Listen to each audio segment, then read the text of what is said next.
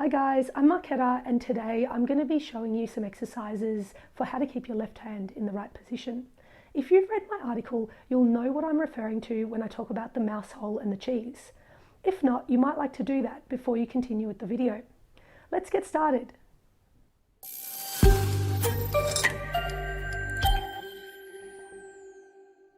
Let's start by looking at a nice left-hand position.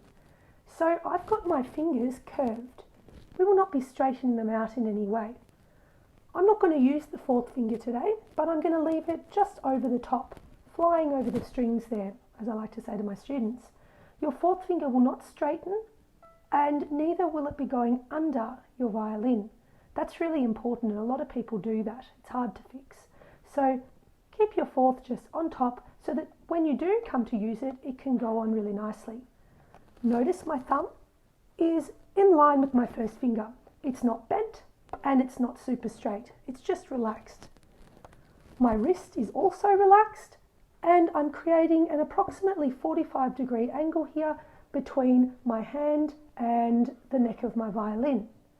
My hand and arm are all really loose at all times. If we look a little this way, we can see the mouse hole. So what I mean by that is the space between the neck of my violin and my hand here. So I've got a hole there. I like to call that the mouse hole, and I like to say there's a piece of cheese here for the mouse. So if you close your hand, you're going to be squashing the cheese and the mouse is not going to be able to get into his house. So let's go again, nice loose position, fingers bent, hand, arm and wrist really loose and relaxed. So once you're pretty confident with the left-hand position, you might like to try this exercise with the bow. I call this trains and tunnels. So maintaining your left-hand position, keeping very loose and relaxed, we want to think of the left fingers as the tunnel and the A string as the train. So if your left fingers collapse, then the tunnel is going to be collapsing on the train, which of course doesn't sound like a very good idea. So your fingers must remain upright.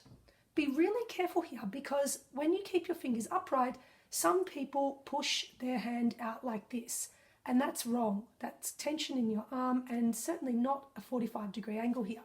So let's shake it out and pop it on again. I'm going to be using the D string and the A string here. So my fingers are going to be on the D string. They're not going to be touching the A string at all. And what I'm going to do is I'm going to play the A string, and we want to hear a clean A string note. Maybe try plucking, and if your fingers are not touching the A string, you'll hear that the string rings. Whereas if I am touching, it's not a very nice sound. So you don't want to touch the A string. Let's play the open A with our tunnel.